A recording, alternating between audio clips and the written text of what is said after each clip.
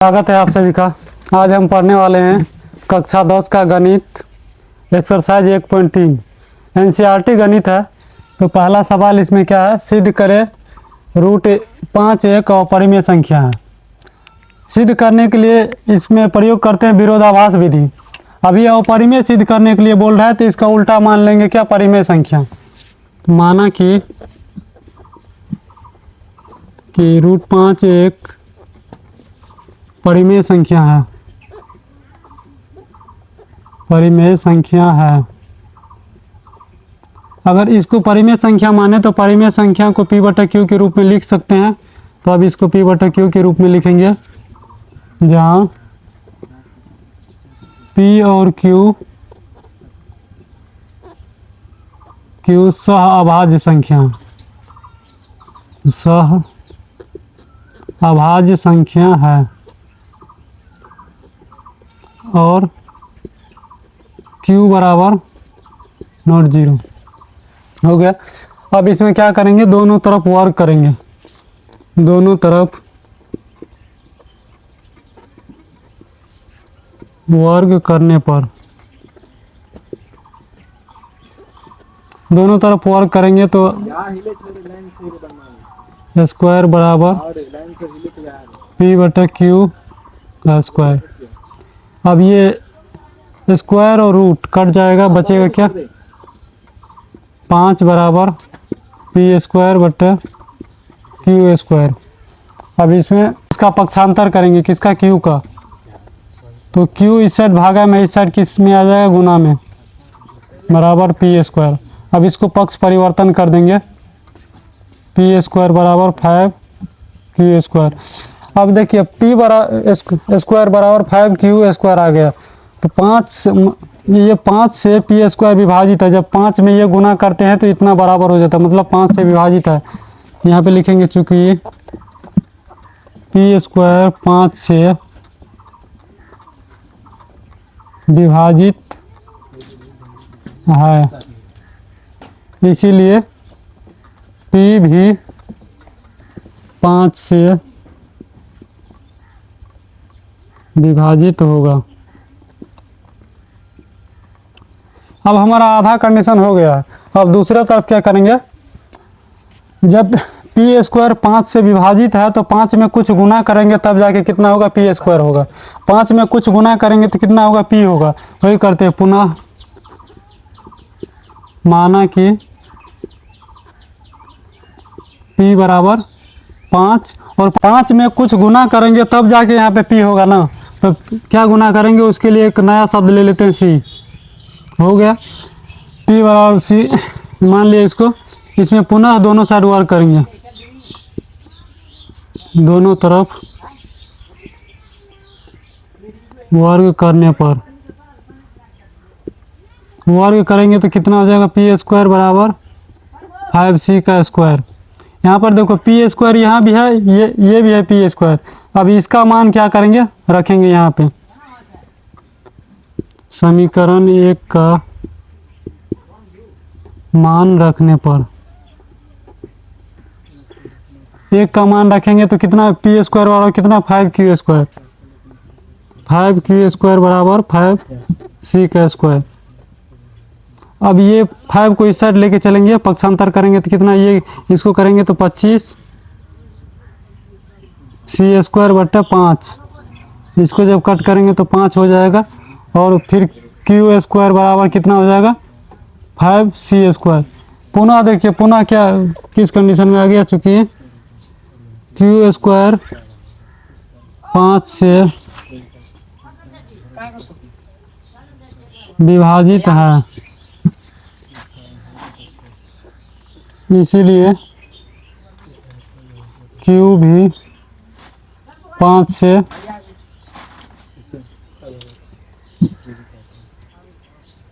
विभाजित होगा। अब हम स्टार्टिंग में क्या माने थे, P और Q को सहअभाज्य।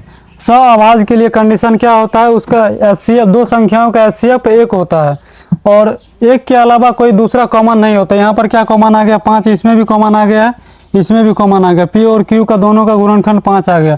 अब लिखेंगे पी और क्यू दोनों का गुणनखंड 5 है। अब इसीलिए पी और क्यू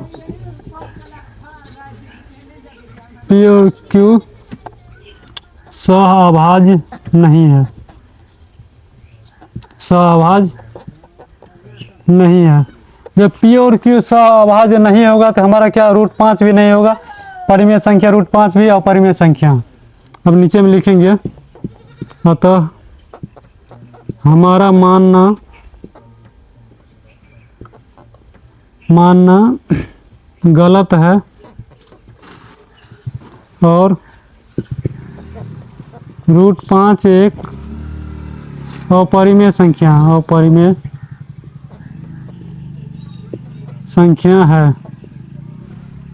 हो गया ये, इसका आप लोग कॉपी में लिख लीजिए, नहीं तो स्क्रीनशॉट ले लीजिए।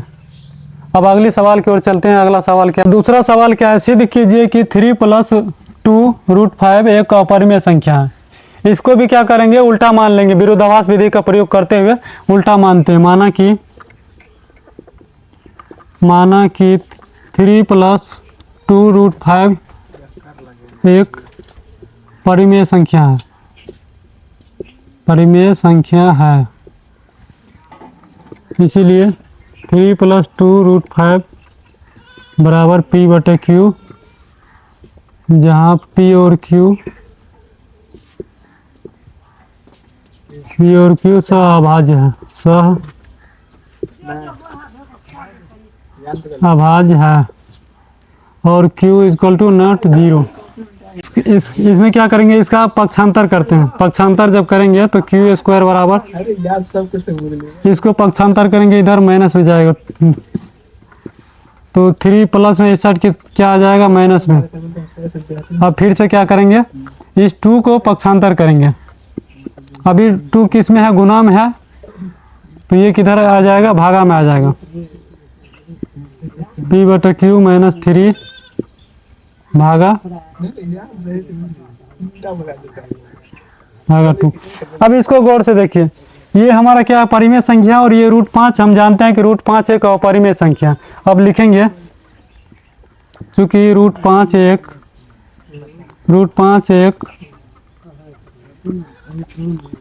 अपरिमेय संख्या है और अपरिमेय संख्या बराबर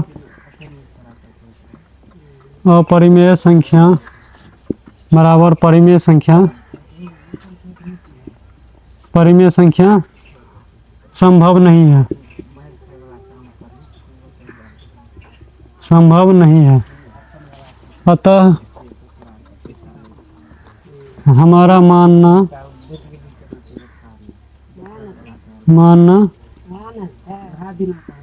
गलत है और 3 + 2 √5 एक अपरिमेय संख्या है।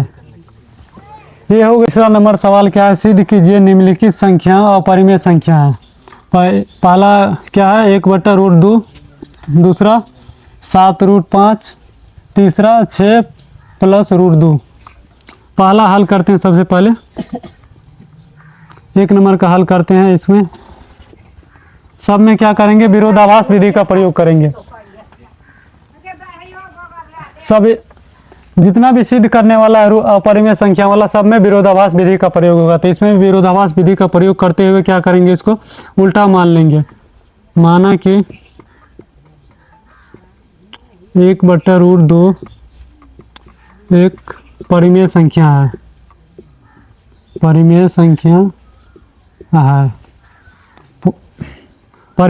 है। तो इसको किस रूप में लिख सकते हैं, P/Q के रूप में लिख सकते हैं, बराबर P/Q, जहाँ P और Q सहअभाज्य है,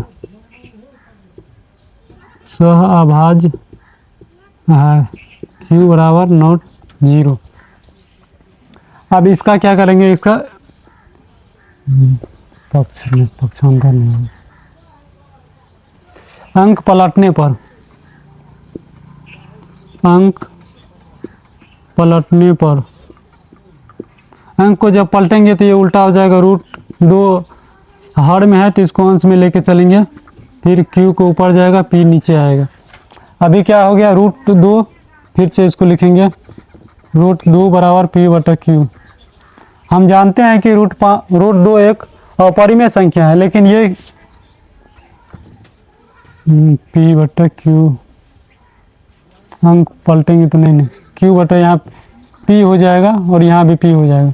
हम जानते हैं कि √2 एक क्या है, अपरिमेय संख्या, लेकिन ये क्या है, परिमेय संख्या। ये परिमेय संख्या और ये अपरिमेय संख्या है। कभी भी यहाँ पे लिखेंगे, हम जानते हैं कि √2 एक अपरिमेय संख्या है, अपरिमेय संख्या है, और अपरिमेय संख्या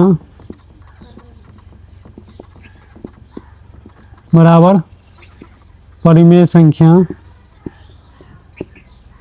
संभव नहीं है, संभव नहीं है। अपरिमेय संख्या बराबर परिमेय संख्या संभव नहीं है, अतः हमारा मानना गलत है। अतः हमारा मानना गलत है और 1/√2 एक अपरिमेय संख्या, अपरिमेय संख्या है। हो गया, अगले सवाल की ओर चलते हैं। अब दूसरा सवाल क्या है, दूसरा 7√5। तो इसमें भी विरोधाभास विधि का प्रयोग करेंगे। माना कि 7√5 एक परिमेय संख्या है,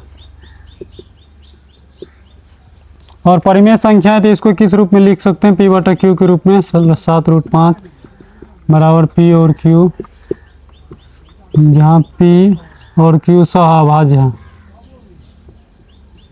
सहअभाज्य है, और Q बराबर नॉट 0। अब इसमें क्या करेंगे, इसका पक्षांतर करेंगे। ये 7 इस साइड है, इसको इस साइड लेके चलेंगे। तो 7√5 बराबर, ये गुना में अभी इस साइड जाएगा तो भागा में जाएगा, तो P/Q भागा 7, और उसको हल करेंगे तो कितना हो जाएगा, P/Q गुना 1/7, या √5 बराबर P/7Q। ये अपरिमेय संख्या है, इसमें लिखेंगे। हम जानते हैं कि √5 एक अपरिमेय संख्या है, और अपरिमेय संख्या बराबर परिमेय संख्या संभव नहीं है, संभव नहीं है। अतः हमारा मानना गलत है, अतः हमारा मानना गलत है, और 7√5 एक अपरिमेय संख्या है।